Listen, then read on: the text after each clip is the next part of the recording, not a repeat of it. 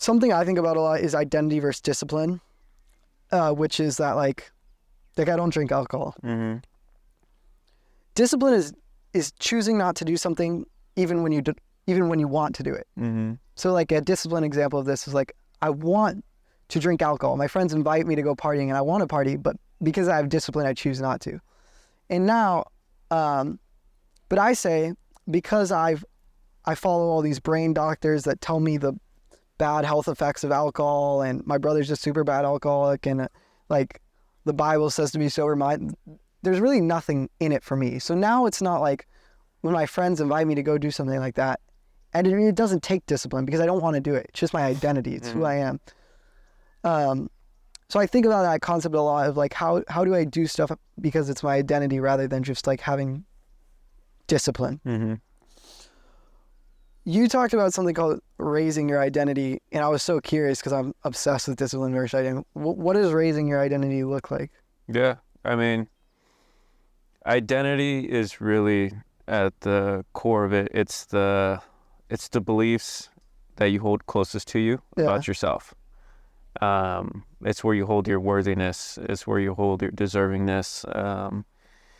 It's where you hold a lot of those things, like you said, it became an identity. I don't really look at it as discipline versus identity. I look at it as discipline until identity, because when you need discipline in order to change habits, right, to get yourself out of the scene of drinking or doing anything that just doesn't serve you, right? It's same thing, identity of someone who is with nicotine. Let's say they're a smoker.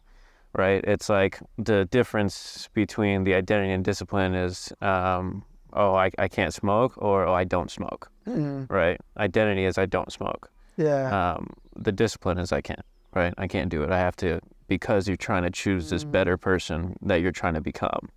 But as that, it goes into the brain, right? As the neural pathways get stronger and stronger, because every time you do something and you repeat it, that neural pathway gets stronger every single time. Right, that you do it. And so that's how you build habits. The same way break habits is by not lighting up that neural pathway and choosing differently. And so that other decision that you keep repeating or keep making, the one to not drink alcohol, that becomes a habit, right? So once it becomes a habit and it gets, ingrained into your subconscious where it's unconscious, and your unconscious competency is I don't drink, I don't smoke. And then that's where it becomes part of your identity, right? Or working out, it can be the same exact thing. I need to work out. I need to work out for my health and this and that. But once it gets part of your actual unconscious competency, it's a thing that it's a different, I need to go work out versus I need to work out to feel okay.